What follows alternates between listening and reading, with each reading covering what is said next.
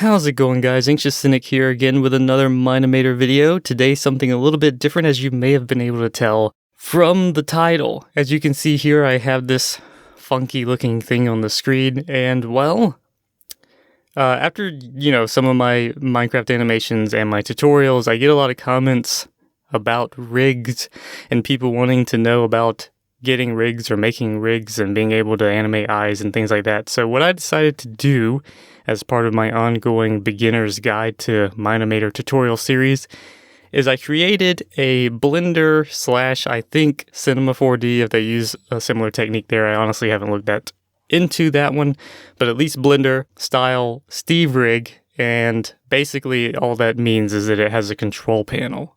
And it's not like the best laid out. This is a very kind of basic put together rig, but it's the first time I've tried to make one of this type. And I used some assets that I had left over from some of my previous animations.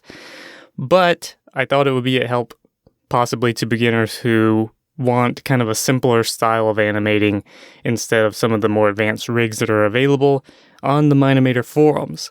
So I'm going to have a download link in the description for this rig if you want to download it and use it for yourself. But first, let's go over how it works. So as you can see here, I have a camera so you can see his face, the things we're going to be editing here. It looks pretty plain and gross. Texturing is not quite as intuitive as you would think with Mine-imator, so I just went with solid colors and I edited his texture. So you still get the original Steve kind of texture on the clothes, but for his skin, we have just some kind of plain looking skin. But this is not rendered with lighting. If we render it with lighting, it looks a little bit better, as you can see. So try not to worry too much about the ugliness for now. Once again, if you don't like the way it looks, it's a learning tool. So basically what I did is something, if you download a rig or if you try downloading rigs for Mine-imator, one thing you'll find is that there's usually a whole heap of items and things that they use to put them together. So over here, your library will be just riddled with objects and your timeline will be riddled with objects, and it's just a ton of stuff to keep up with, and it's not really that big of a deal, but for me, I'm kind of OCD about keeping my library clean. So what I wanted to do with this rig is make something as simple as possible and keep it as minimalistic as possible to not make your library overpopulated and complicated when you're trying to just make an animation. So what I've done here is used as few parts as possible to create a Steve rig, which is essentially, there's nothing special about him except for his face. Like his head is the only thing that there's really much rigging going on to. I didn't add fingers or anything like that. But anyway, so if you notice up here, we have these sections. And unfortunately, I couldn't make it where this plane here can't be clicked on, but these, the little colored ones, are not selectable. So you should not have to have any issues, or you shouldn't have any issues clicking on them when you're trying to click on the control points here. So basically what this is this control point, as again, these are labeled eyes, eyelids, lips, eyebrows, and jaw. So if I take this one here on the eyes and watch the down here to see what's going on, if I move them up, the pupils go up and down. If I move it left and right, then it does that.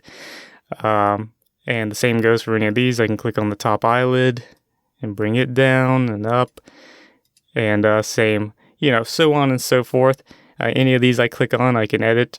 So it does require a little bit of, what would you call it? Some finessing. Like you can't move it too far, it'll just go wherever you put it. So you don't want to move it too much. Another thing to mention is that these things, again, this is my first time making one of these rigs, so I don't know if maybe there's a better way to do it that I'll discover in the future. But the way it is now, everything is kind of set up to work where it is. So if you go to like your positions here and right click to reset them, it will throw everything off. So that's the real thing with this is like if you make a mistake and you want to reset the position, you could throw everything off. So if you do something, try to be deliberate about it. And if you do something wrong, use your undos in the new version of Mine-imator here. So that way you can try not to, throw the whole system off here. Now, this is only if you use this. You don't have to use this, and we'll go over that in a second. You have two different things here, though. For this particular type of rig that I've made, you can move his lips, and you can also, if I undo that, you have his jaw, and his jaw is like its own piece. So as you can see there, the bottom of his head moves. So this could be used for other types of animation. Once again, you kind of have to use your own discernment about how to use the jaw in conjunction with the lips if you want to make a more advanced animation. You have the eyebrows here. We can raise them and lower them. One thing to note is that these control points are only good for changing the positions, moving left and right and up and down. Obviously, your eyelids, your lips, maybe your eyebrows and the jaw, you don't want to move them left and right. This is, for the most part, just up and down because, that's naturally how it would move anyway. The eyes obviously go left and right. And as you can see, I've kind of made them different shapes for what it is, trying to keep it intuitive. So, you don't want to use these to try and change scaling or go on axes, left and right or up and down if it doesn't work with the body part. Once again, just, you have to use your own discernment. It's pretty intuitive, I would think. But one of the things that you can do with the eyebrows, and unfortunately I couldn't find a way to do it with the control points here, is you can bend them. So if you want to bend the eyebrows, you're actually going to have to come down here and select the eyebrows and then use your bend tool however you want to.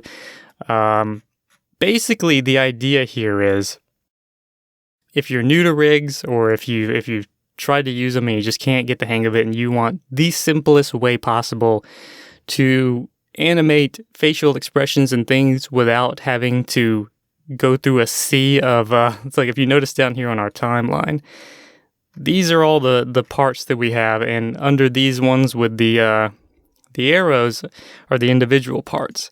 So, if you want to keep your timeline cleaner and not have to worry about searching through this or clicking on the parts inside the screen here, then this control panel will give you the easiest access to controlling the basic functions of facial expressions without worrying about clicking on them in this screen or sifting through them on here.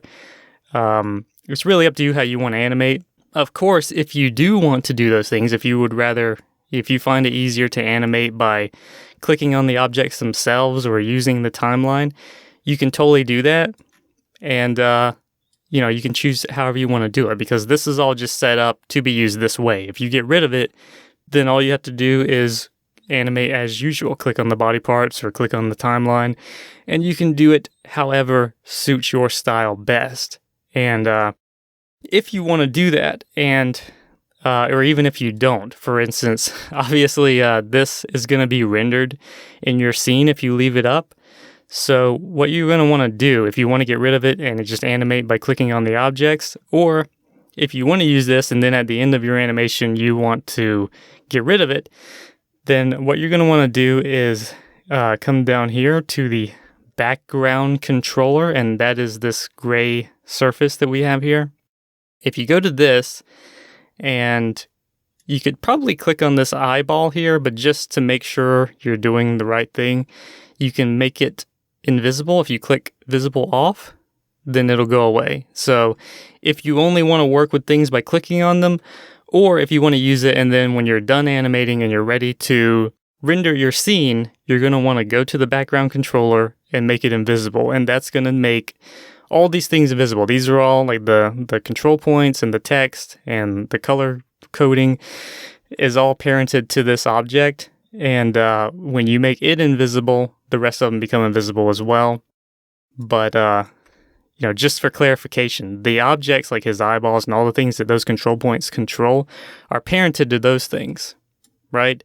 But they are not inheriting the visibility of those objects. If you watch some of my tutorials, you may be familiar with that concept, but you can choose over here. You notice how this is parented to the rig head and it's inheriting visibility. Well, the body parts are not inheriting visibility, so I can make these things invisible without the body parts going invisible, and that's how you can accomplish that. And yeah, so you can do whatever you want, however you want, and it is there for you to use. I think that's pretty much it. So, basically, like I said, the point of this rig is to create something as simple as possible so you're not overcrowding your scene, and you can control it without having to, really worry about all the fine tuning and stuff.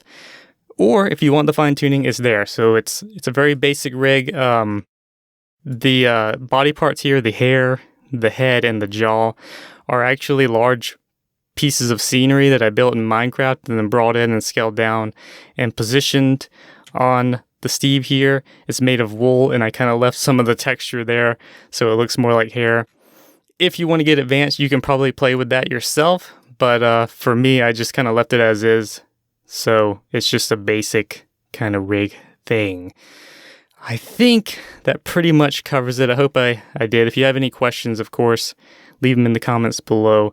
Also, if you like this idea, if you're going to use it, if you want to see me do more, then please let me know in the comments. And also, help support the channel, like, commenting, subscribing, sharing with your friends, things like that to help me, motivate me to try to do more of these things.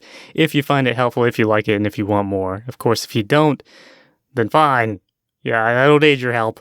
But anyway, that's that. And like I said, download link will be in the description. And I think that's it. So thanks for watching. I hope it was helpful. Hope you enjoyed it. If you make something with this rig, if you decide to download it and create something, let me know in the comments. I'd like to see what you guys do with it and stuff. So yeah, if there's anything I missed or anything I covered, once again, feel free to ask in the comments and I will do my best to clarify. And I almost forgot. If you want to know how to use this rig, here's what you got to do. So if you go to the link in the description, you download the rig. It's going to download a zip folder. Right? I trust that you understand, you know what that is. You extract it, you can right click on it and extract all and extract it, and it should put it into a folder with all the files in it. And there's not that many files. This is a very basic, simple setup. And what you're going to want to do is if you go into your scene, like let's say you have a new Minecraft animation scene set up, whatever it is, or a blank one, it doesn't really matter. Once you're in Mine-imator, you come up here to import an asset. It's like a little page with a plus on it, and you click on that, and you're going to navigate to wherever that folder is, and you're going to find these files in it. And what you're going to want to do is click on this one, the Steve Rig Character Controller. It's the object file.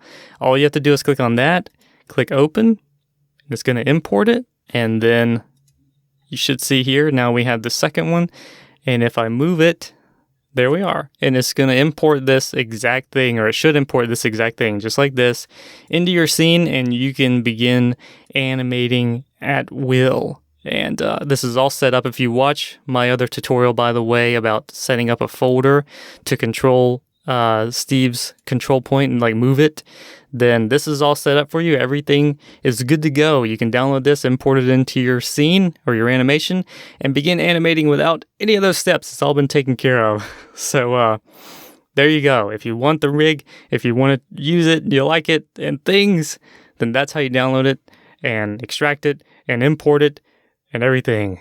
You're good to go. So that's it. Thanks for watching. Hope it was helpful, and I'll see you guys in the next video.